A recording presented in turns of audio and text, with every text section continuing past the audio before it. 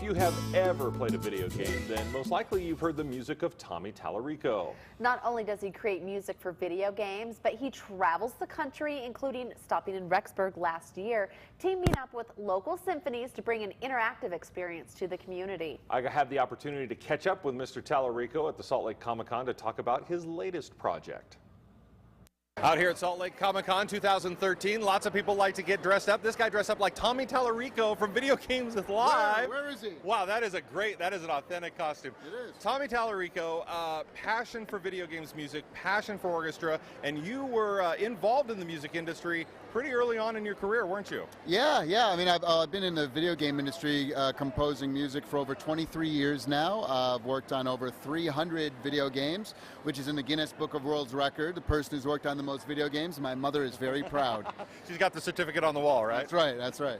Now, you, about 10 years ago, you said, let's take video games, kind of separate them from the game and bring it to everybody so that young, old, male, female, no demographic specific, can enjoy it. Tell us how that came about and what you were doing with it now. Yeah. So 11 years ago, I started Video Games Live, and like I said, I've been a video game composer for 23 years. So my goal in creating the show was I wanted to prove to the world how culturally significant and artistic video games have become.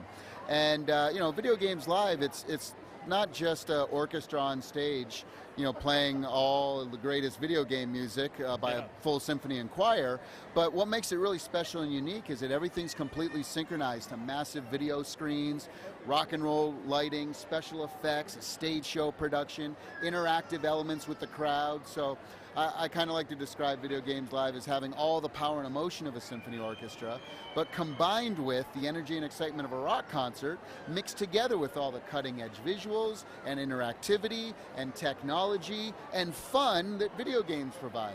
Now, you guys have released 2 CDs so far. Yeah. You're working on your third, and you're doing something a little bit different with this third one, aren't you? That's right. So we're doing a Kickstarter. So we're doing crowdfunding, because the reality is that no record company believes in, as they should, spending hundreds of thousands of dollars to record big live orchestras to do video game music, and a lot of the record companies feel that gamers are just going to steal the music anyway, so they're not going to pay for it. So we're here to prove them wrong.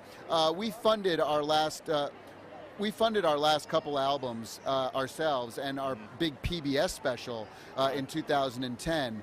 So this is a way for us, because we don't make any money in Video Games Live. Everything that goes, I put right back into the show so that we can put out content.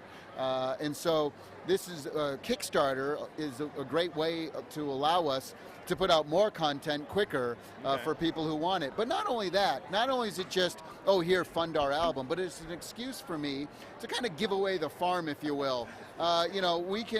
We want to get as much video game music in the hands of people as possible. So that's why for our Kickstarter campaign, for every $1 that you pledge, we're giving back at least quadruple value. Oh, wow. Sometimes 5 and 6 times the amount. And sometimes these are tangible rewards that people would never even come across. That's right, and it's literally for a third of the price that people are selling it for on Amazon and things like that. So plus, you're getting a lot of great music too.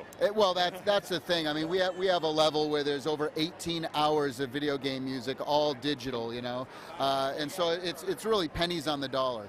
And you've just made 2 recent announcements for Video Games Live 3, Jeremy Soule and Journey. Jeremy Soule with Skyrim, Austin Wintory with Journey, which is a Grammy-nominated soundtrack. We also, just this morning, this is an exclusive. Here we go. Shadow of the Colossus and Beyond Good and Evil. Oh, wow. Monkey Island, Street Fighter 2. These are all types of things that are kind of, and we got some big surprises that we're going to be talking about on Monday. So people can go to your website, videogameslive.com? Videogameslive.com, or you just go right to Kickstarter and put in Video Games Live. We got a couple days left, and we're getting close to it, so you can be the one that helped put us over the top. All right, Tommy Tallarico, thank you so much. Thank you. Good luck to you. Appreciate it. Thanks. This is so fascinating to me, Isn't because it? there's so many jobs out there that you don't know exist. Right. And it's like, What would a video game be without the music? Somebody and yet, has to create it. Do you think about who create? Well, you probably do. Well, I don't think about who creates the music for a video game. That is cool. The cool thing is, with a movie, with a video game, you watch it once, you play it So once, cool. and so much hard work. I mean, from the orchestra, the chorus, to the sound designers, the mixers, the engineers. All that work goes into it, only to be heard once. Here, you get to hear it over and over and over again. Now, there's just a couple days left in this Kickstarter. They're just at their goal of $250,000. And it's getting close. One of the big announcements they just made, they're doing a special Super Mario World mix that's never been done before with an orchestra. So just go to Kickstarter.com and search Video Games Live. If your kids want to work in video games, maybe they need to go into music, right? Exactly.